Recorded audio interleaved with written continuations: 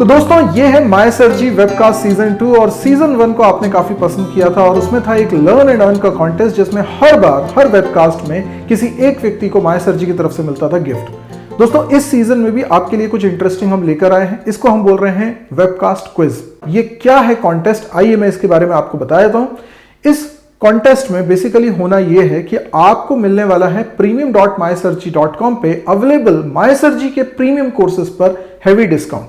In fact कुछ लोगों को हो सकता है 100% डिस्काउंट भी मिले। अगर 100% नहीं मिला तो भी निराश होने की जरूरत नहीं है, आपको 50% या 20% डिस्काउंट भी मिलेगा। तो पूरी प्रक्रिया क्या है आइए मैं समझा देता हूं। आपको मेरी वेबसाइट पे जाना है premium.mysearchi.com और अगर अभी तक आपने वहां पर अपना अकाउंट नहीं बनाया है तो आपको साइन अप करना है। ये साइन अप एब्सोल्युटली फ्री है। साइन अप जब आप करते हैं तो आप अपना ईमेल आईडी लिखते हैं, वो ईमेल आईडी जो वैलिड है। इस ईमेल आईडी का इस्तेमाल करते हुए आपने ये अकाउंट बनाया, जो भी पासवर्ड आप सेट करना चाहते हैं वो आप सेट कर सकते हैं। आपको एक मेल हमारी तरफ से पहुंचेगा जिसमें होगा वेरिफिकेशन लिंक, जिससे आपका ईमेल अकाउंट वेरीफाई होगा। आपने जैसे उसको क्लिक करा आपका डेटा हमारे पास है। क्या डेटा है हमारे पास? आपका ईमेल आईडी और आपका फोन नंबर। बेसिकली हम लोग करने क्या वाले हैं, आपको कमेंट सेक्शन में, इस वेबकास्ट के कमेंट सेक्शन में जो भी कमेंट करना हो आप करिए। वेबकास्ट के बारे में अच्छा बोलना है, बुरा बोलना है, कुछ भी, जो भी आपको फील होता है वो आप लिख सकते हैं। साथ में आप जरूर लिखें अपना ईमेल आईडी। यदि आप ईमेल आईडी शेयर करते हैं कमेंट सेक्शन पे हमसे, तो मैं क्या करने वाला हूं, आप में से रैंडमली एक से ज्यादा कुछ लोगों को मैं कॉल करूंगा। रैंडमली जिन लोगों ने ईमेल आईडी मेंशन करा होगा उनको मैं कॉल करूंगा। कॉल कैसे करूंगा? तो ईमेल आईडी आपने अगर मुझे दिया, आपको फोन नंबर यहां कमेंट सेक्शन पे शेयर करने की बिल्कुल जरूरत नहीं है। आपने क्योंकि ईमेल आईडी दिया होगा और मेरे पास आपका डेटा होगा क्योंकि आपने प्रीमियम साइट पे रजिस्ट्रेशन कर लिया होगा, तो वहां से मुझे आपका फोन नंबर मिल जाएगा। उससे मैं आपको कांटेक्ट करूंगा। यस, मैं खुद आपको कॉल करूंगा और मैं आपको 3 सवाल पूछूंगा आज ही की वेबकास्ट से रिलेटेड। ये 3 सवाल या तो वेबकास्ट से रिलेटेड होंगे या ओवरऑल मायसर्जी से रिलेटेड होंगे। तो जब आप इन 3 सिंपल, बहुत सिंपल सवाल होंगे, इनके जवाब देते हैं तो आपको मिलेगा डिस्काउंट ऑफर। अब प्रक्रिया कुछ ऐसी है कि मैं फोन पे आपसे 3 सवाल पूछूंगा। वो 3 सवाल अगर तीनों के जवाब आपने सही दिया तो आपको मिलेगा 100% discount on any one course of premium.mysearchi.com। तो ये एक बहुत सुनहरा अवसर है। लेकिन अगर आप 3 सवालों के जवाब नहीं दे पाते हैं सही, केवल 2 के सही जवाब देते हैं, तो भी आपको डिस्काउंट मिलेगा 50% का। और अगर एक ही सवाल का सही जवाब मिला तो 20% डिस्काउंट आपको मिलेगा। लेकिन एक भी सवाल का जवाब सही नहीं रहा तो कोई बात नहीं, बेटर लक नेक्स्ट टाइम, क्योंकि ये हर वेबकास्ट में होने वाला है। तो फिर दोस्तों देर किस बात की, जल्दी से प्रीमियम साइट पे आप अपना रजिस्ट्रेशन कर लीजिए और उसके बाद फिर यहां पर कमेंट करिए, साथ में अपना ईमेल आईडी मेंशन कर दीजिए। और हो सकता है कि मैं आपको आज ही कॉल कर लूं या कल कॉल कर लूं, और जब मैं कॉल करूंगा तो मैं आपसे 3 सवाल पूछूंगा और उसके बाद आपने सही जवाब दिए तो आपको मिल सकता है 100% डिस्काउंट में कोई भी एक कोर्स प्रीमियम साइट पे। तो बेस्ट ऑफ लक।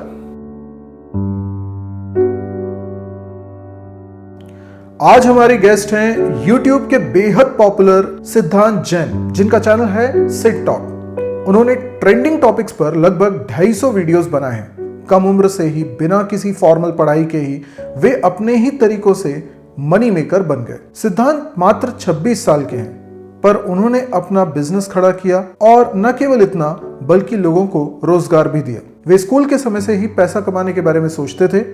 सिद्धांत ने computer programming, digital business idea और डिजिटल मार्केटिंग के अपने तरीकों से अपनी ही bulk SMS provider company fast to SMS start की। आज सिद्धांत जैन यूथ आइकॉन है। मायसर्जी के दर्शक उनसे बहुत कुछ सीख सकते हैं। कैसे बनाते हैं वो इतने शानदार वीडियोस, इसके लिए कैसे जानकारी जुटाते हैं, यूट्यूब में कैसा करियर है, आज के युवा को कैसे अपनी सोच में बदलाव लाना चाहिए, कैसे पैसा कमाया जा सकता है। आइए इन सभी विषयों पर हम बात करते हैं सिद्धांत जैन से। तो दोस्तों जैसे हमेशा की तरह हम हर वेबकास्ट में एक एक्सपर्ट को अपने साथ इनवाइट करते हैं और उन पे किसी एक मुद्दे पे चर्चा करते हैं जिसपे वो होते हैं एक्सपर्ट। तो आज बहुत ही धमाकेदार वेबकास्ट होने वाली है क्योंकि हमारे साथ जुड़ चुके हैं आपके चहेते youth icon, smart money maker, और क्या क्या बोल सकता हूं इनकी तारीफ में, जो काफी यंग हैं, लेकिन इन्होंने एकदम छा चुके हैं यूट्यूब पर 3.79 मिलियन सब्सक्राइबर्स बेस के साथ और 20 करोड़ से ज्यादा व्यूज के साथ ये यूट्यूब पे छाए हुए हैं। तो आप सभी इन लोगों को जानते हैं सिट टॉक के नाम से। सिद्धांत जैन, आपका बहुत बहुत स्वागत है माय सर जी के प्लेटफॉर्म पे। थैंक यू सर, आपने मुझे अपॉर्चुनिटी दी कि मैं आपके वीडियो में आ सकूं और आपकी ऑडियंस तक मेरी कहानी पहुंचा सकूं, तो आपको भी बहुत बहुत थैंक यू। जितना मैं आपको जानता हूं, आपकी कहानी वाकई में बहुत इंस्पिरेशनल है और मुझे पूरी उम्मीद है कि आज के हमारे इस सेशन में बहुत सारी ऐसी बातें पता चलेंगी लोगों को, खास तौर पे स्टूडेंट को, क्योंकि मेरे चैनल पे ज्यादातर स्टूडेंट्स हैं, उन लोगों को आपसे बहुत कुछ सीखने को मिलेगा। तो मैं सबसे पहली बात तो आपसे ये जानना चाहता हूँ कि अगर ये जो पैसा कमाने का कीड़ा है, ये आपके किस उम्र में शुरू हो गया था? बचपन से? एक्चुअली ये सब स्टार्ट हुआ था 10th क्लास में, जब मेरे पास एक कंप्यूटर आया था, घर वालों ने गिफ्ट कर दिया था बर्थडे पे।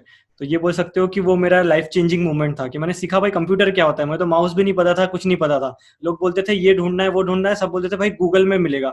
अब मैं ये सर्च कर रहा हूँ कि गूगल क्या होता है इंटरनेट पे, ऐसा भी मेरे पास टाइम था।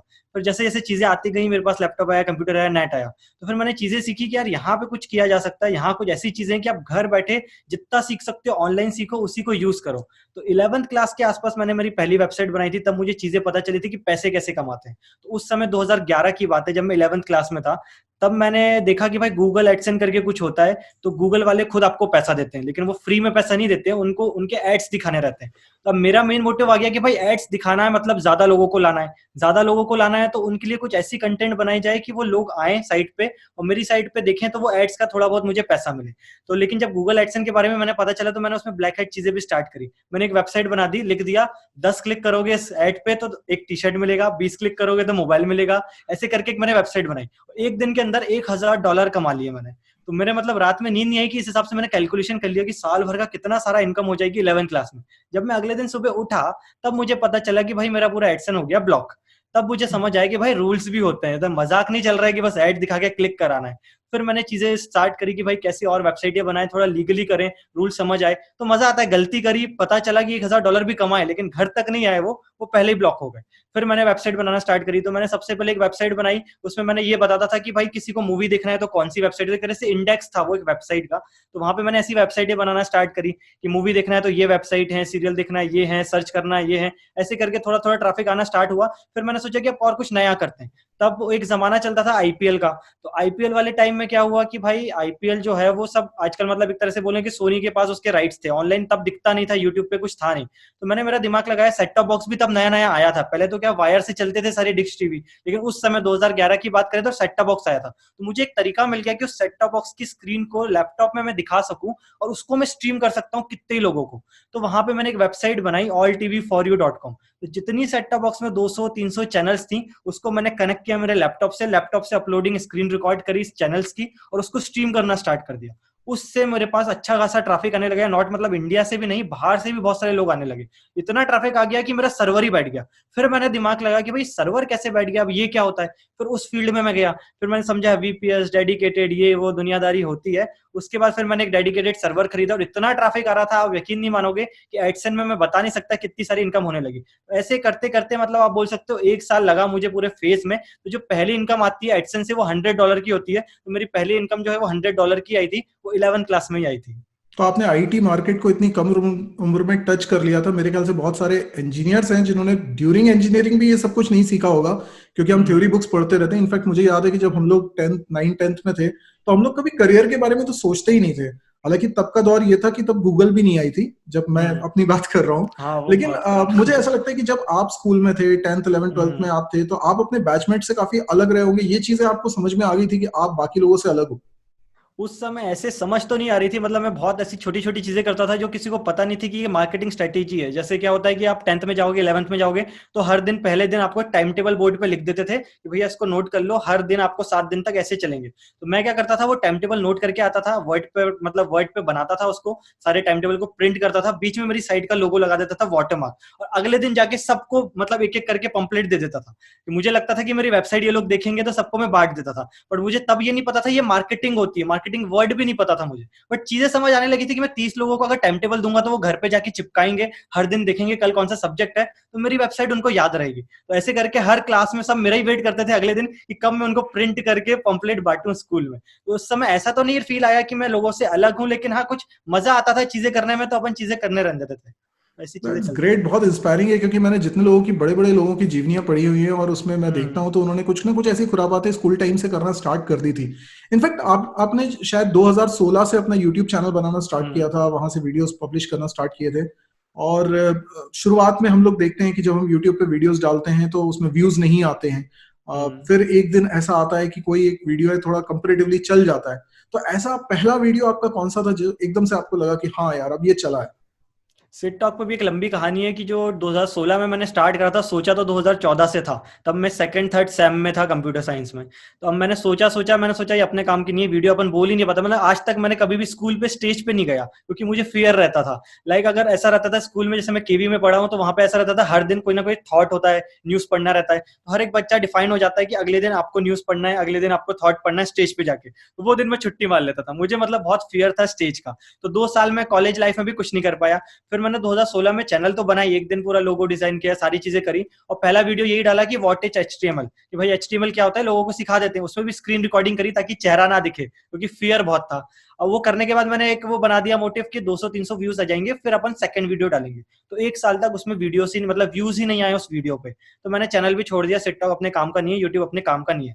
फिर एक बार वो भीम ऐप लॉन्च हुई, सब कुछ डिजिटल हो रहा था, लोगों के पास सारी चीजें आने लगी थी, तो भीम ऐप, तब घर वाले आने लगे कि भाई भीम ऐप क्या होता है, सिखाओ कैसे होता है। मैंने बोला सबको बताऊंगा, एक वीडियो बना देते हैं स्क्रीन रिकॉर्डिंग करके, उसको अपलोड भी कर देंगे, और लोगों कोई पूछेगा तो उसको लिंक दे देंगे। तो वो लकीली ऐसा टॉपिक था कि लोगों पे ज्यादा वीडियोस नहीं थे, और मैंने उस पर बना दिया वीडियो। अगले दिन उस पर 1 लाख व्यू हो गए, क्योंकि वो सर्च में आ गया, ट्रेंडिंग हो गया। तो वो मेरा सेकंड वीडियो बोल सकते हो। वैसा था कि वो एकदम से मतलब पूरा चला गया, इतने सारे व्यूज आने लगे कि तो फिर मुझे चीजें समझ आई। यूट्यूब ऐसा नहीं है कि आप कोई भी टॉपिक उठा के वीडियो बना के बैठे रहो कि व्यूज आएंगे। आपको टॉपिक ऐसे सिलेक्ट करना है जो कि ट्रेंडिंग हो, लोग सर्च करना चाहें। क्योंकि आप वीडियो तो बना के एक तरह से ही हो गया, आपका घर बना हुआ है, लेकिन घर का जब तक लोगों को रास्ता नहीं बताओगे, लोग आएंगे कैसे घर में? तो वो रास्ता बताने के लिए ट्रेंडिंग टॉपिक की जरूरत पड़ती है। तो फिर मैंने बहुत सारी चीजें उठाना स्टार्ट करी। उसके बाद फिर वो चैनल धीरे धीरे स्टार्ट हुई। तो जो टर्निंग पॉइंट था सिट टॉक का, जब वापस से मुझे मोटिवेशन आया कि हाँ अब कुछ किया जा सकता है, वो भीम वाला वीडियो था। तो मैं समझ सकता हूँ कि आपने मार्केट को बहुत जल्दी पकड़ लिया था, आपको मार्केट की समझ हो गई थी। अच्छा, आपने अभी तक टोटल कितने वीडियोस बनाए, आपको याद है? ऐसे याद तो नहीं है, लेकिन 250 के आसपास बनाए आज तक। ओके, मैं आपको बताता हूँ, आपने 237 वीडियोस अभी तक बना ओके। दिए हैं, जो पब्लिश कर दिए, अगर हम्म। आपने कोई सा हटाया नहीं है उसमें हाँ, से तो। हटाए भी है। तो आपके वीडियो के टॉपिक्स में देख रहा था कि किस तरह के वीडियोस आपने बनाए हैं। आपने बनाया जियो फाइबर के ऊपर, आपने बोला जियो प्लान ये वाला हम्म। लेना, फिर आपने जियो प्लान ये वाला नहीं लेना, जियो फाइबर का ये वाला प्लान मत लेना, आपने जियो भी हम्म। अब पैसे लेगा। जियो जियो जियो जियो करते करते मैं गिन रहा था तो मुझे करीब 69 वीडियोस ऐसे मिले जो जियो के ऊपर थे। अब आप मुझे क्लियरली ये हम्म। बात बताइए, जैसे आपके अंदाज में कहूं कि तो भैया घुमा फिरा के कहें तो जियो वाले आपको अलग से पैसा देते हैं इस बात का, या मुकेश अंबानी से आपकी कोई रिश्तेदारी है? देखो, ना तो जियो से कोई पैसा मिलता है, ना मुकेश अंबानी मेरे को जानता होगा। तो सिंपल सादा लॉजिक वही है जो मेरे पहले वीडियो में मैंने सीखा कि ट्रेंडिंग टॉपिक चाहिए। अब जब जियो आया तो लोगों के पास सिम आई तो नेट आया तो अब उस सिम पे कौन सा प्लान है वो सबसे पहले वही देखते थे। तो मैंने उनका एक तरह से वो पकड़ लिया कि भाई ये जियो अगर मैं टॉपिक पे बनाऊंगा तो ये ट्रेंडिंग भी है, लोगों के पास टाइम भी है, और इसको लोग देखेंगे भी। तो उसके ऊपर इतने वीडियोस मैंने बनाए कि मेरे एक हफ्ते के अंदर 1 लाख सब्सक्राइबर पार कर लिए। तो ये वो चीज थी कि मैं 10-15 वीडियो भी बनाता, 100 वीडियो भी बनाता, तो भी 1 लाख नहीं होते। लेकिन वो जियो के चक्कर में ऐसा टॉपिक बनाया कि ऑटोमेटिकली 1 वीक में मेरे 1 लाख हुए, तो अगले 2-3 वीक में 3 लाख सब्सक्राइबर हो गए। तो मुझे चीजें समझ आने लगी कि जियो पे पकड़ेंगे, और इन्फॉर्मेशन बहुत गलत भी फैला रहे थे लोग। तो मैंने सोचा पहले सटीक इन्फॉर्मेशन उठाते हैं, फिर वो लोगों को पहुंचाएंगे तो लोग अपने को पसंद करेंगे। तो एक तरह से बोल सकते हो सिट टॉक एक तरह से जियो टॉक बना हुआ था। एक ऐसा फेस था सिट टॉक का कि लोग बोलते थे नाम चेंज करके इसको जियो टॉक कर दो, सिट टॉक क्या होता है। इतने जियो की वीडियो बना रहा था मैं, लेकिन फिर धीरे धीरे वो एज अ पर्सनल बना था। मेरे पास भी जियो की सिम आई थी, लोगों को भी नहीं पता था कि क्या होता है क्या नहीं होता है। तो मैं रिसर्च करके कौन सा प्लान सही है नहीं है ये करके लोगों को इन्फॉर्मेशन देता था। तो वो बोल सकते हो वो मेरा एक ट्रेंडिंग पॉइंट था कि जियो की वजह से सिट टॉक आज ऊपर उठा। ये बात तो बिल्कुल सही कही आपने कि एक दौर आया था जब जियो मार्केट में आया था, उससे पहले तक हम्म। इंटरनेट एक्सेस करना लोगों के लिए बहुत बहुत मुश्किल होता था, मुश्किल। और खासतौर पर वीडियोस देखने के लिए, क्योंकि वीडियोस हम्म। में सबसे ज्यादा डेटा कंज्यूम होता था। लेकिन जियो आ जाने के बाद से यूट्यूब की भी चांदी हो गई। मतलब मुझे ऐसा लगता है कि हम्म। इंडिया में अगर बहुत लोगों का बिजनेस चलना एकदम से स्टार्ट हुआ है तो उसके पीछे जियो एक बहुत बड़ा रोल है। और मुझे ऐसा लगता है कि जियो जो बहुत सारे लोग यूज कर रहे हैं उसमें आपका भी बहुत बड़ा रोल है, क्योंकि आपने जिस तरह के वीडियोस बनाए, आप इतना कमाल का समझाते हो और बहुत जल्दी समझाते हो। मतलब आपके वीडियोस बहुत लेंदी नहीं होते, बहुत कम टाइम में आप चीजों को बिल्कुल सटीक तरीके से समझा देते हो। ऐसा लगता है कि इस वीडियो को प्रिपेयर करने के लिए पहले आपने कितना टाइम दिया होगा, कितना रिसर्च किया होगा। तो मैं आपसे जानना चाहता हूँ कि आखिर कोई भी वीडियो को जब आप बनाते हो, क्योंकि हर वीडियो में ये बात रहती है, आप बिल्कुल डेप्थ में जाके एक बारीक बारीक बातों को बताते हो, कितना टाइम लगता है ऐसा वीडियो के लिए रिसर्च करने में? देखो, दो चीजें थी मेरे साथ। जैसे जियो वाले टॉपिक में तो कुछ ना डेप्थ है ना रिसर्च है। आपको पता चला ये प्लान है इतने रुपए का है, आपने स्क्रीन रिकॉर्डिंग स्टार्ट करी, आपने 10 मिनट बोलते गए बोलते गए बोलते गए, फिर काटते काटते उसको 5 मिनट में अपलोड कर दिया। उसमें मेहनत नहीं थी। लेकिन अब मुझे फील आने लगा कि यार 3, 4, 5 लाख ऑडियंस हो गई है, अब मैं कब तक जियो करूंगा, मेरा फ्यूचर क्या है टिकटॉक का। फिर मैंने सोचा अब ऑडियंस आ गई है, क्यों ना अब इसको छाटा जाए, अपने पास ऑडियंस तो आ गई। अब मैंने ऐसे टॉपिक उठाना स्टार्ट करे जो कि ऐसे हैं कि यूट्यूब पे ज्यादा इन्फॉर्मेशन नहीं है। अब अगर मैं कोई टॉपिक उठाता था, जैसे मैंने शेयर मार्केट उठाया, म्यूचुअल फंड उठाया, टीवी कौन सा लेना है, आप ये कुछ भी सर्च करोगे यूट्यूब पे, आप लिखोगे बाय टीवी पहला वीडियो मेरा है, बाय एसी पहला वीडियो मेरा है, बाय आरओ पहला वीडियो मेरा है। मैंने ऐसे टॉपिक्स उठाए जो कि लॉन्ग टर्म है, 10 साल तक अगर मैं वीडियो नहीं भी बनाऊंगा तब भी वो वीडियो चलता रहेगा। अब बात तो वीडियो की आ गई, टॉपिक सिलेक्ट हो गया। अब बात आई कि उसके अंदर रखें क्या ऐसा कि वो 10 साल तक रहे। अब बाय एसी, बाय ऐसी चीजें, टेक्नोलॉजी चेंज होती रहती है। तो मैंने क्या किया, जितने अभी भी वीडियो हैं, जैसे मैं एसी का वीडियो बना रहा हूँ कि एसी कौन सा लेना है, तो मैं पहले जाऊंगा कि सर्च करूंगा अपना यूट्यूब पे कि कितने एसी वालों ने वीडियो बनाए। सबके पहले बैठ के एक दिन बाद उनके वीडियोस ही देखना है, टॉपिक नोट करना है कि कैसे क्या क्या चीजें उन्होंने बताई हैं और क्या क्या उन लोगों ने मिस कर दी। क्योंकि जितनी चीजें उन्होंने मिस करी होंगी अगर वो मेरे वीडियो में होंगी तो कहीं ना कहीं मेरा वीडियो उनसे अच्छा रहेगा और रैंकिंग भी ऑटोमेटिकली उसकी इंक्रीज होगी। तो मेरे इन डेप्थ में वही चीजें रहती है, मेरे एक तरह से एल्गोरिथम्स बने, प्रोटोकॉल्स बने। पहले जिस भी टॉपिक पे वीडियो बना रहे हैं पहले देखेंगे कि लोगों ने इस पे बात क्या क्या करी और क्या क्या चीजें छोड़ दी, क्या क्या चीजें उनको समझाने में दिक्कत हो रही है, उसको पकड़ के फिर उसके ऊपर और मसाला लगा के और चीजें बना के उस वीडियो को इतना मतलब क्वालिटी कंटेंट बना देना है, एक बार कोई देखे तो हाँ बोले कि बॉस हाँ मतलब कुछ मुझे समझ आया। बस इसलिए नहीं बनाना वीडियो की बस व्यूज चाहिए तो बनाते गए बनाते गए। तो वीडियो की बात करें तो जैसे अभी मैंने लास्ट वीडियो एक बनाया शेयर मार्केट का, 2 महीने से मैंने एक भी वीडियो नहीं बनाया था, लेकिन वो शेयर मार्केट का वीडियो 2 घंटे का बन गया। अब उसके लिए मैंने क्या करा, मैंने खुद जाके शेयर मार्केट में अकाउंट खुलाया, सारी चीजें समझी, शेयर बेचे खरीदे। मुझे भी बिल्कुल नॉलेज नहीं था शेयर मार्केट का, लेकिन जब चीजें समझ आने लगी तो सारी चीजें समझने लगे, उस हिसाब से फिर मैंने बैठ कर रिकॉर्डिंग करी। तो पूरा 1 हफ्ता लगा उस 2 घंटे के वीडियो को बनाने में। तो उसमें एडिटिंग भी आ गई, शूटिंग भी आ गई, क्योंकि अभी तो कोई मेरे पास एडिटर भी नहीं, सब कुछ मैंने ही करा है। तो 2 घंटे का वीडियो मैंने 1 हफ्ते में बनाया। तो आप बोल सकते हो मैं वीडियो क्वालिटी पे फोकस करता हूँ, क्वांटिटी पे नहीं। कि अगर मैं चाहूँ तो रोज भी एक वीडियो बना सकता हूँ, कुछ भी बना के डालता रहूंगा, बट मुझे है कि सामने वाला अगर उसका 10 मिनट दे रहा है तो उसके 10 मिनट में उसको 20 मिनट की चीजें तो मिले, तब तो उसका भी टाइम अच्छा है और मेरे लिए भी अच्छी बात है कि मेरे लिए एक तरह से क्वालिटी कंटेंट बन रहा है। तो वो चीजें मैं देखता हूँ। तो एक बात तो तय है कि आपने काफी रिसर्च करी और आपकी ग्रास्पिंग अच्छी है, तो आप जल्दी ही उसको रिसर्च कर लेते हो, ये आपकी खूबी है। अब कई बार ऐसा होता है कि हमें शुरुआत में जानकारियां नहीं होती हैं, हम लोग कोशिश करते हैं, कुछ ना कुछ ट्राई करते हैं। मैं खासतौर पे उन लोगों की बात कर रहा हूँ जो अभी स्टूडेंट्स हैं और वो कुछ नया ट्राई करना चाह रहे हैं। लेकिन मैं हमेशा मानता हूँ कि वो अगर कुछ भी कोशिश करते हैं तो या तो वो जीतेंगे या फिर वो कुछ सीखेंगे, हारेंगे कभी भी नहीं। और ऐसा आपके साथ एक नहीं शायद कई बार हुआ होगा। तो ऐसा कौन सा इंसिडेंस आपको याद आता है जो आपके साथ हुआ हो, जो आपको लगता है कि ये बहुत बड़ी गलती थी लेकिन आपने उससे बहुत कुछ सीखा है? जैसे पहली गलती तो वही थी कि मैंने एडसन के ऐड लगाना स्टार्ट करे तो 2-3 दिन तक तो नींद ही नहीं आई कि भाई मेरे $1000 डूब गए। तो वो एक सीखने वाला दौर था। अगर मैं सोचता कि फेल्ड हो गया तो मैं आगे फिर जाता ही नहीं, एडसन पे कुछ करता ही नहीं। दूसरा टीवी वाला, टीवी वाले में भी बहुत केसेस हुए मेरे ऊपर, लीगल केसेस हुए, क्योंकि आप ऐसे किसी की भी टीवी को आप ऐसे नहीं दिखा सकते, हर चीज का कॉपीराइट होता है। आईपीएल वालों ने मुझे कॉपीराइट नोटिस भेजा, यूट्यूब वालों ने कॉपीराइट नोटिस भेजा, इवन सोनी सेट मैक्स ने मुझे लीगल नोटिस कुरियर से भेज दिया घर में। मतलब 11वीं क्लास के बच्चे को नोटिस आता है सोनी से कि आपने कॉपीराइट किया, ये है वो है, तो बहुत दिक्कत होती। तो वो चीजें ऐसी थी कि घर वाले बोलने लगे नेट बंद करो, कंप्यूटर फेंक दो, अब इसमें नहीं जाना है, चुपचाप पढ़ाई करो। तो वो चीजें ऐसी आती है आपकी लाइफ में, लेकिन उससे सीखने मिलता है कि भाई कॉपीराइट भी कुछ होता है, डीएमसीए भी कुछ होता है, बहुत सारी चीजें होती है। वैसे बहुत सारे फेजेस आते गए। ऐसे ही यूट्यूब पे भी मैंने कुछ वीडियोस ऐसे बनाए हैं जो कि मैंने किसी लोगों के कंपनी के नाम बोल दिए, उसके बाद मुझे लीगल केसेस भी हुए। आज तक मैंने किसी को नहीं बताया कि मेरे ऊपर कुछ केसेस भी हुए, बट वीडियोस पे बकायदा केस हुए, 1 CR तक की डिमांड आई है, वीडियो हटाना भी पड़ा है। बहुत सारी चीजें होती है, सीखने के लिए मिलता है। तो वो चीजें सीखी तो अगली बार से पता चला कि भाई किसी चीज को, किसी ब्रांड को दिखाना है तो पहले उनके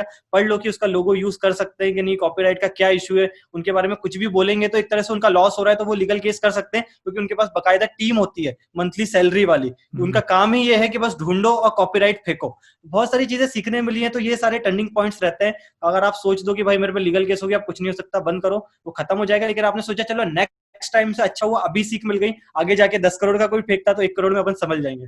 वो ऐसी चीजें होती है, तो वो सारी चीजें सीखने को मिलती है। तो मतलब आई मस्ट से कि काफी हार्ड टाइम रहा होगा जब इस तरह के कुछ नोटिस आ जाते हैं, तो पहले तो बहुत डर हम्म। लगता है कि यार ये क्या होने वाला है हमारे साथ। तो आप ये जो यूट्यूब से कमाते होंगे, यूट्यूब से जो भी इनकम आपकी आती होगी, तो केवल आप यूट्यूब पे डिपेंड हैं या आप कुछ और बिजनेस भी करते हैं? यूट्यूब पे तो मैं डिपेंडेंट नहीं हूँ, क्योंकि यूट्यूब मैं फ्रैंकली बोलूँ तो मुझे पसंद इतना नहीं है, इसलिए अभी मैं ज्यादा फोकस भी नहीं कर रहा हूँ, क्योंकि कहीं ना कहीं आप डिपेंडेंट हो यूट्यूब और फिर गूगल और उनके एड्स पे। गूगल वाला चाहेगा एक क्लिक पे चैनल खत्म, गूगल वाला चाहेगा एक क्लिक पे आपका एडसेंस खत्म, कोई पैसा नहीं आने वाला, आपकी पूरी मेहनत खत्म। तो मैं ये चाहता हूँ कि मैं कुछ ऐसा बनाऊं कि मैं भले ही 10 रुपए अगर लूं किसी से, लेकिन वो हर मंथ लूं। तो अगर 1 लाख लोग भी मुझे 10-10 रुपए देते रहेंगे हर महीने रिकरिंग में, तो मुझे पास 10 लाख रुपए मेरी खुद की सर्विस के आ रहे हैं। तो मैं ऐसी चीजों पे फोकस करता हूँ कि मैं कुछ ऐसी चीजें बनाऊं कि मैं उनको कुछ ऐसी सर्विस दूं कि 10-20 रुपए बस महीना मुझे दो, मैं आपको वो चीज की सर्विस दूंगा, लेकिन वो रिकरिंग हो, हर महीने बंदा आएगा मेरे को पैसा देगा, तो मैं बैठे बिठाए अपनी सर्विस के थ्रू से कमा सकता हूँ। तो ऐसे मैंने बहुत सारी चीजें बनाई। जैसे जब मैं कॉलेज टाइम में था, तो मैं 3rd-4th ईयर में मुझे एंटरप्रेन्योर तक की स्पेलिंग नहीं पता थी, होता क्या ये पता ही नहीं था। तो मैं जाता था कैंपसेस में, अब हमारा कॉलेज था जो वहां पे ज्यादा कैंपस नहीं आते थे ओपन कैंपस, तो मैं दूसरे बड़े बड़े कॉलेजेस में जाता था। तो एक दिक्कत होने लगी कि भाई कौन सा कैंपस कहाँ पे आ रहा है पता ही नहीं चलता है। तो वहां पे मैंने एक वेबसाइट बना दी nationflare.com। उसमें ये बोल दिया कि सब लोग अपना मोबाइल नंबर दे दो, कभी भी कोई कैंपस आएगा तो हम फ्री में उनको एसएमएस भेजेंगे। तो धीरे धीरे मैं सोच रहा था इसको मैं 10-20 रुपए का कुछ बना लूंगा कि 20 रुपए मंथली सब्सक्रिप्शन है, कहाँ पे भी कोई भी कैंपस आएगा आपको नोटिफिकेशन मिलेंगे। तो इस तरीके से मेरा मेन मोटिव वो रहता है कि कुछ ऐसी सर्विस बनाए जिसमें ऊपर से नीचे तक हम ही हो, हमारी वेबसाइट, हमारी ही सर्विस, हमारे पास ही पैसे आएंगे, कोई भी ऐसे पूरे हायरार्की में और कोई कंपनी नहीं हो। इसलिए मैंने फिर fast2sms.com बनाई, जिसमें मैसेजेस में बेचता हूँ। उसमें यही सारी चीजें हैं कि आप 10-20 रुपए के एसएमएस खरीदो और बेचो। तो सब कुछ ऑटोमेशन है, सामने वाला आएगा पैसा देगा, मेरे अकाउंट में पैसे जाएंगे, उसको सर्विस मिल जाएगी। ना तो कोई ह्यूमन इंटरेक्शन है, ना ऑफिस की जरूरत है, ना कुछ है। अब घर बैठे ऐसी साइटें चला के कुछ भी सर्विस बेस्ड चीजें बना सकते हो। तो बेसिकली आप स्मार्ट मनी मेकर हैं, ये तो खैर मैं पहले भी बोल चुका हूं आपको। और मुझे हम्म। लगता है आपको एक कंसल्टेंसी भी चालू कर देनी चाहिए, क्योंकि बहुत लोगों के दिमाग में आइडिया ही नहीं आते कि वो क्या कर सकते हैं। आपके हम्म। दिमाग में इंस्टेंटली आइडिया आते हैं कि हम ऐसे भी कमा सकते हैं, ऐसे भी कमा सकते हैं। तो जैसे आपके और भी कई सारे बिजनेस हैं, एक फास्ट टू एसएमएस है आप जो बता रहे हैं। हम्म। तो ये फास्ट टू एसएमएस बेसिकली है क्या? फास्ट टू एसएमएस पे भी एक लंबी कहानी है। जब मैं 11th-12th में था तब एक वेबसाइट चलती थी way2sms.com। वो जो है मैसेजेस ही भेजती थी मोबाइल से। अब मेरे दिमाग में यही आया कि मैं वेबसाइट मतलब लैपटॉप पे कुछ नंबर लिख रहा हूँ, मैसेज लिख रहा हूँ, तो कैसे बिना वायर मेरे फोन पे मैसेज आ रहा है। तो ये सीखते सीखते मैंने सोचा मैं भी तो बना सकता हूँ ऐसी वेबसाइट। तो मैंने खुद ही पूरी डिजाइन करी, पीएचपी सीखा, एचटीएमएल सीखा, सीएसएस सीखा। तो जब आप वेब आर्काइव में जाके देखोगे 2011 में साइट कैसी दिखती थी, बहुत घटिया दिखती थी, मैंने खुद ही डिजाइन करी थी। तो वो स्टार्ट करके ऐसी हॉबी की तरह लगा दिया, एडसेंस लगा दिया और मैसेजेस भेजने लगे। फिर बाद में जब मेरा कॉलेज खत्म हुआ तब दो चीजें थी मेरे पास, या तो मैं जॉब करूं या कुछ करूं। अब जॉब में तो वही दिक्कत हो रही, मेरा टीसीएस का रिटर्न ही नहीं निकला, तो आप सोचो टेक्निकल तक तो मैं क्या ही जाता। तो मेरा मोटिवेशन खराब हो गया। तो अब जो चीजें मैंने आज तक करी थी मैं उसको मैंने लिस्ट बनाई कि भाई क्या क्या इसमें से क्या चीज ऐसी आगे ले जा सकते हैं जो कि एक बिजनेस मॉडल बन जाए। तब तक फास्ट टू एसएमएस बोल सकते हो ऐसे ठंडे बस्ते में पड़ी हुई थी। फिर मैंने सोचा फास्ट टू एसएमएस को और बड़ा कर सकते हैं, बहुत सारे स्कूल्स हैं, कॉलेज हैं। अभी तक मैं पर्सनल सोच रहा था कि आपको किसी को मैसेज भेजना है मेरी साइड से भेजो, उनको भेजना है। जब मैंने सोचा कि भाई एक ऑफिस है, ऑफिस वालों को सैलरी भेजना है, सबको 10,000 लोगों को उनको सैलरी के अलर्ट्स भेजना है, तो 10,000 मैसेज वो एक क्लिक पे भेजेंगे। स्कूल है, कॉलेज है, आजकल तो हर कोई बच्चा जब घर से निकलता है सब पेरेंट्स को मैसेज जाता है कि आपका बच्चा स्कूल में आ गया, निकल गया। तो यहाँ पे बल्क मैसेजिंग की बात होती है, जहाँ पे लाख करोड़ एसएमएस एक एक क्लिक पे चले जाते हैं। फिर मैंने सोचा अब इसको ट्रेंड उठा के फास्ट टू एसएमएस को बिजनेस पर्सपेक्टिव से बनाते हैं कि भाई वहां पे अपना कंपनी आएगा, बैंक आएंगे, बैंक आके हमसे एसएमएस खरीदेंगे, उनका इंटीग्रेशन करेंगे उनके सॉफ्टवेयर में, कहीं भी ऑटोमेटिकली ऑटोमेशन में उनके मैसेज जाएंगे। उनको बस हमारी साइट पे पैसे डालने आना है, उनके सॉफ्टवेयर में, टेली में, कहीं भी हमारी एपीआई अगर लग गई तो अपने आप मैसेज जा रहे हैं जितने उनके बिल बन रहे हैं। तो यहाँ पे सब कुछ मतलब पूरी तरह से ऑटोमेशन में हो गया। तो फास्ट टू एसएमएस को उठा के मैंने मेरा पहला ऑफिस खोला। उसके बाद जब कॉलेज खत्म हुआ उसके बाद और उसको डेवलपमेंट कराया, फिर मैंने कंपनी हायर करी, मोबाइल ऐप बनवाई, बहुत सारी चीजें करी, फिर जाके उसको स्टार्ट करा चलना। तो इसका मतलब आप यूट्यूब के अलावा अपने फास्ट टू एसएमएस हम्म। बिजनेस को ज्यादा फोकस करते हैं। वो भी तो फोकस है, उसके साथ और भी चीजें हैं लाइक डिजिटल मार्केटिंग है, ब्लॉगिंग है, जो कि अभी आपको आगे बताऊंगा मैं। ओके। तो अच्छा चलिए, बहुत सारे यूट्यूबर्स भी होंगे जो इस वीडियो को देख रहे होंगे, तो वो लोग ये जानना चाहते हैं कि क्योंकि आपको उस चीज का आइडिया है कि कोई भी वीडियो अगर हम यूट्यूब में अपलोड कर रहे हैं और हम इस इंटेंशन से वीडियो अपलोड कर रहे हैं कि इस पे ट्रैफिक बहुत ज्यादा है, तो क्या दो तीन पॉइंट्स ऐसे हैं जो बिल्कुल की पॉइंट्स है कि इनका ध्यान जरूर रखना चाहिए? अब जैसे YouTube की रैंकिंग के ऊपर तो मैंने 5 वीडियो खुद से बनाए जो मैंने सीखे थे। वो अगर किसी को देखना हो तो बस लिखना सिट टॉक YouTube रैंकिंग, आपको पूरी प्लेलिस्ट आ जाएगी। तो ज्यादातर सबसे पहली बात तो वही है, पहले तो आपको अपने आप से पूछना है कि जो आप वीडियो बना रहे हो वो बना क्यों रहे हो। सिर्फ व्यूज के लिए बना रहे हो, या उसमें कुछ इन्फॉर्मेशन दे रहे हो, या पैसे कमाना है। तीनों में से पहले आपका गोल क्लियर कर लो। अगर सिर्फ पैसे कमाना है तो फिर तो जो मन में आए बनाते चलो, सोचने की जरूरत ही नहीं है क्या है उसके अंदर कंटेंट। लेकिन अगर आप कंटेंट की बात कर रहे हो, सेल्फ ब्रांडिंग की बात कर रहे हो, तो पहले तो आपको कंटेंट पे ऐसा ध्यान रखना है कि अगर कोई वीडियो खोल रहा है तो पहले 20-30 सेकंड में उसको पूरा पता चल जाए कि हाँ आप पूरे 10 मिनट का वीडियो उसको समझा पाओगे। अगर पहले 30-40 सेकंड में यही बोल रहे हो मेरे चैनल पे आप आए हो, सब्सक्राइब करो, ये करो वो करो, तो वो एक तरह से उसका ऑडियंस का रिटेंशन खराब हो जाएगा। तो एक यूट्यूब का एल्गोरिथम चलता है, यूट्यूब भी इतने सारे वीडियो हैं, कैसे किसी को ऊपर करता है नीचे करता है, उनने एल्गोरिथम बनाया जो कि सीक्रेट है, जो कि हर महीने चेंज होते रहते हैं उनके रूल के हिसाब से। तो उनका सबसे पहला एल्गोरिथम यही है कि बाउंस बैक कितना हो रहा है। आपकी वीडियो पे 100 लोग आए, 80 लोग पीछे चले गए, तो आने वाले 20 लोगों को से वो 20 लोगों ने वीडियो देखा तो वो यूट्यूब का वीडियो सोचेगा ये वीडियो में दम नहीं है, इतने सारे लोग आके उसको बैक कर रहे हैं, मतलब पूरा वीडियो नहीं देख रहे, तो आपका वीडियो धीरे धीरे धीरे धीरे खत्म हो जाएगा। लेकिन अगर यूट्यूब को लगा कि 100 में से 80 लोग पूरा वीडियो देख रहे हैं, आधा वीडियो देख रहे हैं, तो अपने आप वो ब्रॉस फीचर में ले जाएगा, सजेस्टेड में ले जाएगा और ऑटोमेशन में करेगा। तो यहाँ पे मेरा एक वीडियो है इंटरनेट कैसे काम करता है, इंटरनेट वाला वीडियो जो है वो मैंने मजाक में बनाया था, मुझे नहीं पता था कि आज उसमें पता नहीं 30-40 मिलियन व्यूज हैं। वो ऐसा सबसे ऊपर वाला पॉपुलर वीडियो है मेरा। उसमें मैंने वही किया कि भाई मैंने ऐसी चीजें सिखाई, लोगों को पता नहीं थी कि इंटरनेट बिना वायर के चलता है, ये होता है वो होता है। तो थोड़े लोग आए, सबने देखा, तो जब मैंने उसका ग्राफ देखा तो उसका जो है 60-70% का ऑडियंस रिटेंशन था। तो अपने आप यूट्यूब ने इतने लोगों को दिखाया, मतलब जो मेरी ऑडियंस थी ही नहीं, जो कि किसी को, तो सबके होम पेज पे यूट्यूब पे वीडियो गया और मतलब एक-एक 2-2 वीक में 1-1 मिलियन व्यूज आने लगे। मैंने कुछ करा ही नहीं, ना उस पे एसईओ करा ना कुछ करा। तो सबसे मेन फोकस आपकी क्वालिटी पे रखना है आपको, कि जो भी आपकी वीडियो में घुस रहा है तो एक तरह से समझो घर के अंदर घुस रहा है। कितने कमरे देख रहा है उस पे यूट्यूब समझेगा। अगर उसने बस एक ही कमरा देखा तो घर अच्छा नहीं है, 2 कमरे देखे तो थोड़ा घर अच्छा है, अगर पूरा घर देख रहा है वो तो घर अच्छा है, तो सबको अब ऑटोमेटिकली वो प्रमोट करेगा। क्योंकि यूट्यूब को उससे लेना देना नहीं है कि आपका वीडियो दिखाएगा कि किसका वीडियो। यूट्यूब के लिए है कि जितना ज्यादा व्यूज उसको होंगे, यूट्यूब की अपने आप बैठे बैठे कमाई हो रही है, क्योंकि वहां पे हमसे परसेंटेज लेता है, 45% के आसपास यूट्यूब कमाता है। तो उसके लिए बस ये है कि वो ऐसी वीडियो सिलेक्ट करे कि ज्यादा से ज्यादा लोग देखें, ताकि उसकी भी कमाई हो और आपकी तो ऑटोमेटिकली कमाई हो ही जाएगी। ये बहुत अच्छी आपने टिप दी है। बहुत सारे लोग केवल कंटेंट के बारे में नहीं सोचते हैं, बाकी सारी चीजें सोचते हैं, लेकिन कंटेंट सबसे ज्यादा इंपॉर्टेंट चीज होती है। तो अगर आज कोई व्यक्ति ये सोचे, क्योंकि अब समय बहुत बदल चुका है, जब मैंने यूट्यूब को एज अ करियर स्टार्ट किया था, आज अगर कोई यूट्यूब में एंट्री लेना चाहता है, आज अपना चैनल स्टार्ट करना चाह रहा है, तो क्या आप उसको रिकमेंड करेंगे कि इसको as a career option choose करें? तो एज अ करियर अगर फुल टाइम आना चाहते हैं तो अभी आप रुक जाओ, क्योंकि अभी वो टाइम है नहीं, कचरा हो गया, बहुत ज्यादा कचरा हो गया यूट्यूब पे। अगर आप देखें 2 साल पहले और आज ऐसे ऐसे वीडियोस पे इतने सारे व्यूज मिलेंगे कि आप सोचोगे कि ये वीडियो बना ही क्यों है। लेकिन अब वही है ना, सबको पैसा कमाना है और तरीका है एक तरह से। तो अगर आप आ रहे हो और ये सोच के कि मैं सब छोड़ के अब यूट्यूब पे आऊंगा और पैसे कमाऊंगा, तो आप रुक जाओ। आप अभी पार्ट टाइम स्टार्ट करो, जॉब मत छोड़ो, कुछ चीजें मत छोड़ो, उसको चालू करो। 2-3 साल आप काम करोगे, क्योंकि अब तो समय ऐसा आ गया कि आपको मोनेटाइजेशन भी ऑन नहीं होगा। 1000 सब्सक्राइबर चाहिए, 4000 घंटे चाहिए, फिर जाके आपको मोनेटाइजेशन पैसा स्टार्ट होगा। तो आप 25-30 वीडियो भी बना दोगे तो आपका खुद ही मोटिवेशन डाउन करके आप भाग जाओगे कि पैसा तो आता नहीं, इतनी मेहनत क्यों करना। तो आप इसको लॉन्ग टर्म आप सोचो कि आप 1-2 साल इस पे काम करोगे पैरेलली बाकी चीजों के साथ। जब आपको लगने लगे कि हाँ जो भी मैं काम की जगह कर रहा हूँ उससे ज्यादा इनकम यहाँ आ सकती है, तब आप इसको फुल टाइम पकड़ो। लेकिन अगर सब छोड़ के यहाँ पे स्टार्ट कर रहे हो तो आपके लिए अभी यह है कि फिर आपको 1 साल का बफर होना चाहिए, आपके पास पैसे होना चाहिए फाइनेंशियल के लिए, कि आप रेंट दे पाओ, ये कर पाओ, वो कर पाओ। अगर आपके पास सब कुछ आप फ्री हो तो आप बिंदास आओ, हॉबी की तरह यूज करो और बनाओ। अगर सिर्फ पैसा ही कमाना है तो फिर थोड़ा आपको टाइम लग सकता है। तो सीधी सी बात है, पेशेंस तो बहुत कम लोगों में होता है आजकल, और खासतौर पे स्टूडेंट्स में बहुत ही कम होता है पेशेंस। तो यूट्यूब थोड़ा पेशेंस मांगता है। दूसरी बात ये है कि जैसे हर एक स्टूडेंट यही चाहता है कि हम जब स्कूल में हैं, कॉलेज में हैं, तभी हम कुछ कमा लें। कुछ कमाने की ख्वाहिश बहुत सारे लोगों में रहती है, भले पार्ट टाइम थोड़ा सा कमाए। तो क्या कुछ ऐसी क्विक टिप्स दे सकते हैं कि स्टूडेंट अपने कॉलेज के समय में भी, पढ़ाई के दौरान कुछ कमा सके?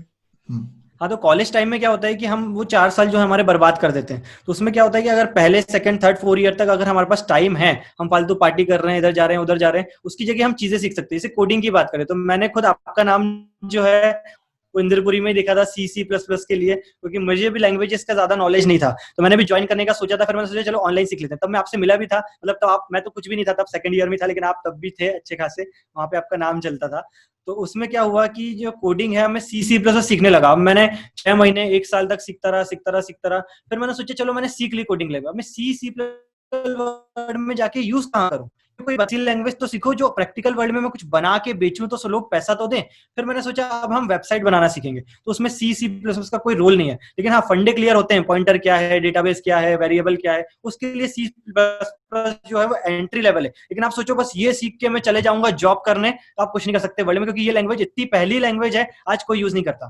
तो मैंने वेबसाइट बनाना सीखा, HTML सीखा, CSS सीखा, जावास्क्रिप्ट सीखा, jQuery सीखा, PHP सीखा, फिर लारेवल सीखा। ये करके मैंने वेबसाइट बनाना स्टार्ट करी। तो आप भी, आपके पास अभी टाइम है, अगर आपको कोडिंग में नॉलेज है तो C++ के पीछे मत भागो, आप कुछ ऐसी चीजें सीखो जो आप खुद बना के सेल कर सको। जैसे आप वेबसाइट बना सकते हो लोगों की, अभी तो ऐसा लॉकडाउन वाला सीन आ गया है, अब दूध वाले को भी एक वेबसाइट बनाना है, तो अगर दूध वाला बोले कि मुझे वेबसाइट बनाना, तो सोच लो जमाना कहां से कहां आ गया है, सब लोग ऑनलाइन जाना चाहते हैं। तो अभी अच्छी खासी अपॉर्चुनिटी है। बड़ी बड़ी कंपनी 20-30 हजार से नीचे वेबसाइट बनाएंगे नहीं। आप अगर एक वेबसाइट बनाते हो, उसकी कॉपी भी करते हो टेम्पलेट बना के, तो आप 2-3 हजार रुपए एक एक से ले सकते हो। आपके मोहल्ले में जा सकते हो, स्कूल को, कॉलेज को, आपके कोचिंग वालों को बोल सकते हो कि भाई मैं आपकी वेबसाइट बना दूंगा इतने रुपए में, आप मुझे पैसे दे दो। तो ये शॉर्ट टर्म बोल सकते हो आपका गेनिंग है, लेकिन आपको मजा आने लगा तो आप इसकी कंपनी भी खोलते हैं लोग। मेरे खुद के बहुत सारे दोस्त हैं जिनने कॉलेज ड्रॉप करके वेब डेवलपमेंट की कंपनी खोली हुई है और अच्छे खासे बड़े बड़े प्रोजेक्ट्स ले रहे हैं। तो ऐसी बहुत सारी चीजें, डिजिटल मार्केटिंग आप सीख सकते हो। अब जैसे कोई भी कंपनी है, कोई भी वेबसाइट है, वेबसाइट तो सब बना देंगे, जब तक उस वेबसाइट पे कोई आएगा नहीं तब तक वो वेबसाइट बनाने का फायदा नहीं है। तो उसके लिए फिर आपको डिजिटल मार्केटिंग सीखना चाहिए कि कैसे उसके एड्स चलाएं, कैसे लोगों को ट्रैफिक लाएं। तो ये सब कुछ होता फ्री है। हम सोचते हैं उसने 1 लाख की वेबसाइट बनाई, 1 लाख में उसने करा क्या? उसने सिर्फ दिमाग लगाया, उसका कुछ लगा नहीं है पैसे उसको बनाने में, बट वो तो उसकी ब्रांड की वैल्यू है कि भाई आज मैंने TCS से वेबसाइट बनाई तो इतने करोड़ की बनाई, बट उसमें कुछ गया है उनका कुछ नहीं। अगर आप भी ये चीज सीखते हो तो आप फ्री में बना सकते हो, उसको 2,000, 10,000, 50,000 जितना मन में आया आप बेच सकते हो। तो लोग ये चीजें करते हैं। तो मेरा सजेशन ये रहेगा, आप वेबसाइट बनाना सीखो, वेबसाइट बनाओ लोगों की, या तो आप डिजिटल मार्केटिंग सीखो। यहाँ पे बहुत सारी कंपनी खुल गई है, 10,000 रुपए से इस चीज का ले रही है कि हम आपका फेसबुक का पेज मैनेज करेंगे, हम दिन में बस एक पोस्ट डालेंगे बना के। तो आपको कुछ नहीं करना है, अगर 10,000 रुपए महीने ही कमाना है तो आप बस फोटोशॉप सीख लो कि कैसे बैनर्स बनते हैं और लोगों के कॉन्ट्रैक्ट ले लो। आप रोज बस फेसबुक के किसी बड़ी बड़ी कंपनियों के बस आप पोस्ट करते रहो। तो ये चीजें भी चल रही है, ऐसी कंपनी भी खुल रही है। तो ऐसा मत सोचो कि बस ये 4 साल खत्म करना है फिर हम सोचेंगे लाइफ में करना क्या है। ये 4 साल ही है जिसमें आप जो भी सीखोगे वही लाइफ में आगे यूज होने वाला है। ये मैं 4 साल में नहीं सीख पाया, ये मेरे पास आज भी रिग्रेट है कि 4 साल मैंने खराब करे। कॉलेज से निकलने के बाद मैंने दिमाग लगाना स्टार्ट करा, अगर मैं पहले लगा लेता तो आज हो सकता है और कुछ कर रहा होता। लेकिन ये अच्छी बात भी है कि मैं TCS में नहीं गया, क्योंकि मैंने जब इंटरव्यू दे रहा था तब मेरा TCS का रिटर्न नहीं निकला। अगर वो रिटर्न निकल जाता, मैं सोच के गया था अगर रिटर्न निकल गया तो मैं कुछ बिजनेस नहीं करूंगा, मैं जॉब ही करूंगा। लेकिन अच्छा हुआ वो रिटर्न नहीं निकला, तो मेरे अंदर मोटिवेशन आया कि जो मैं चीज करने वाला हूँ कॉलेज के बाद, वो हाँ मैं कर पाऊंगा। ये बिल्कुल सही बात है आपने जो बताया। मैं अगर नटशेल में बोलूं तो बेसिकली लर्निंग बहुत इंपॉर्टेंट है, लेकिन लर्निंग का आपका जो तरीका है वो भी बहुत अच्छा है कि पहले हमारे पास एक गोल होना चाहिए कि हमें करना क्या है। जैसे आपने सोचा कि मुझे वेबसाइट बनाना है, इससे मैं बिजनेस कर सकता हूँ, मतलब बिजनेस आइडिया आपके दिमाग में आया और उसके बाद फिर वो कैसे कर सकते हैं उसके बाद आपने उसके बारे में लर्निंग करने स्टार्ट करी। और ये जो अप्रोच है ये मेरे ख्याल से बहुत अच्छी है, क्योंकि आपके पास एक टारगेट होता है, वरना आप पढ़ते चले जाते हो, आपको पता ही नहीं होता है कि आप क्यों पढ़ रहे हो इस चीज को। तो ये बहुत अच्छा तरीका है। अच्छा, अभी अभी जैसे लॉकडाउन वाला पीरियड चल रहा है और बहुत कह सकते हैं ट्रांजिशन फेज है, दुनिया बदलने वाली है और बहुत कुछ डिजिटल अपॉर्चुनिटीज आपको मिलने वाली है। तो स्टूडेंट्स को आप क्या बोलना चाहेंगे कि भविष्य में ऐसा क्या नया आने वाला है जिसके बारे में उनकी जानकारी होनी चाहिए? अब भविष्य का तो ऐसे कोई बता नहीं सकता है, क्योंकि जैसे शेयर मार्केट से ही मैंने सीखा है कि जो लोग पैसा लगाते थे ये सोच के कि भविष्य में डबल होगा, आज सब 20% लॉस में है, क्योंकि शेयर मार्केट 40 से 30 पे आ चुका है। तो भविष्य ऐसे नहीं देख सकते। मैं तो प्रेजेंट पे फोकस करता हूँ कि अभी जो चल रहा है, जो कि आने वाले, तो अभी मुझे सबसे अच्छा टाइम यही दिख रहा है कि सब लोग ऑनलाइन जाना चाह रहे हैं, सब लोग वेबसाइट बनाना चाह रहे हैं, सब लोग अपना एक तरह से, जैसे रेस्टोरेंट ही है वो भी चाह रहा है कि हम होम डिलीवरी दें, क्योंकि अभी लॉकडाउन, कोरोना वायरस हो, जब तक ये वैक्सीन नहीं आएगी, जब तक सबके मन से डर नहीं हट जाएगा कि अगर मुझे हो गया तो बस मुझे डॉक्टर के पास एक वैक्सीन लगाना है और कोरोना वायरस हट जाएगा, जब तक ये हो नहीं जाता, जो कि अभी 1-2 साल मुझे लग रहा है कि लगेगा, सबके दिमाग में भी कोरोना वायरस रहेगा, तो कोई ना कोई कहीं ना कहीं छूने से, खाने से डरेगा। तो सब घर में बैठेंगे, सब ऑनलाइन करने वाले हैं, आजकल तो सारे स्टाफ भी ऑनलाइन काम कर रहे हैं। तो मेरा अभी के हिसाब से जो 1-2 साल का प्लान रहना चाहिए वो ये लेना चाहिए कि ऑनलाइन हम क्या क्या ऐसी चीजें कर सकें उन लोगों की, अगर हमको सिर्फ पैसा ही कमाना है, जो कि अभी ऑनलाइन नहीं है, उनको आप ऑनलाइन ले जाके उनके थ्रू कुछ कर सकते हो, या खुद की वेबसाइट ऐसी कुछ बना सकते हो जिससे लोग सब घर में बैठे हैं तो लोग आए। जैसे लूडो किंग जो ऐप है वो कितनी ज्यादा चल रही है, कितने सारे लोग देख रहे हैं, तो ये सारी चीजें वही है आपका बिजनेस आइडिया है। अब आप मैं तो सिंपल सादा ये लॉजिक बोलूंगा कि आप जो दिन भर में टाइम पास कर रहे हो जिन जिन ऐप में, वो ऐप का नाम लिखो एक तो पेपर पे, और देखो कि उस ऐप में से ऐसी क्या चीज है जो आप भी बना सकते हो, क्योंकि वो एक तरह से आप ही को यूज कर रहा है। तो आप ऐसी कोई ऐप बनाओ कि और कोई उसको यूज करे, आप अपना टाइम उसको दे रहे हो, वो आपके उसके रिटर्न में आपको कुछ नहीं मिल रहा है, लेकिन उस ऐप वाला कमा रहा है। तो आप भी ऐसी कोई ऐप बना दो जो आप यूज कर रहे हो दिन भर में, ताकि आगे जाके वो आपको इनकम दे सके। तो एक लॉकडाउन के बाद यही है कि सारी चीजें अभी ऑनलाइन होने वाली, तो मेरे हिसाब से अभी जो है ऑनलाइन टाइम अच्छा है। मतलब बहुत ज्यादा हम भविष्य में दूर की ना सोचें, क्योंकि हम्म। उसके बारे में आज सोचेंगे भी तो कोई भी पता नहीं प्रिडिक्ट नहीं भविष्य में कर वो चीज सकता, होती है कि नहीं होती है। लेकिन प्रिडिक्ट जो भी कर नहीं करंट में सकता। अभी दिख रहा है उस अपॉर्चुनिटी को क्यों खो दिया जाए। तो अभी हम्म। बिल्कुल सही बात है, सभी कुछ डिजिटल होने वाला है, बहुत सारी बिजनेस अपॉर्चुनिटीज मिलने वाली है, और स्टूडेंट्स वो लोग हैं जो टेक्निकली अभी बहुत जल्दी साउंड हो सकते हैं क्योंकि वो सब कुछ पढ़ रहे हैं। और मेरे ख्याल से भारत में 80% लोग ऐसे होंगे जो टेक्नोलॉजी से इतने फ्रेंडली नहीं है। मतलब वो ठीक है, हम्म। मोबाइल यूज करते होंगे, इंटरनेट यूज हम्म। करते होंगे, बट वो कंज्यूमर ही रह सकते हैं, वो हाँ। डेवलपर नहीं बन सकते। लेकिन ये स्टूडेंट्स के पास ये अपॉर्चुनिटी है कि वो डेवलपमेंट कर सकते हैं और कुछ बिजनेस सॉल्यूशन प्रोवाइड कर सकते हैं। तो हम्म। मुझे लगता है कि आपने बहुत काम की जानकारी दी है और आप एक यूथ आइकॉन है और हमेशा लोगों को मोटिवेट करते हैं। क्या मैं पूछ सकता हूँ आपकी अभी एज क्या है? अभी 26 कंप्लीट हुआ है मेरा। सोच के देखो, जितने लोग सुन रहे हो, मैं दावे के साथ कह सकता हूं कई लोग ऐसे हैं जिनकी एज अभी 24 25 26 होगी और वो ये सोच रहे होंगे कि उन्हें अब भविष्य में करना क्या है, उनका करियर अभी शुरू होना है। लेकिन अभी आप इनसे मिले, सिद्धांत ने अभी तक अपने करियर को कितनी एक मुकाम पे पहुंचा दिया और स्टिल उनके अंदर भूख है कि मैं कुछ नया करता रहूं। तो ये मुझे बहुत इंस्पायरिंग लगते हैं। ये मेरे से काफी छोटे हैं लेकिन मैं इनको काफी एडमायर करता हूं, क्योंकि जिस तरीके से ये काम करते हैं, जो डेडिकेशन से ये काम करते हैं, ये काबिले तारीफ है। तो मैं बहुत बहुत शुभकामनाएं देना चाहता हूँ सिद्धांत आपको, थैंक यू। आपके बिजनेस के लिए। और आप जो काम कर रहे हैं बहुत ही अच्छा काम कर रहे हैं, आप इसको करते रहिए। आप लोग, आपको बहुत पसंद किया जाता है सब तरफ।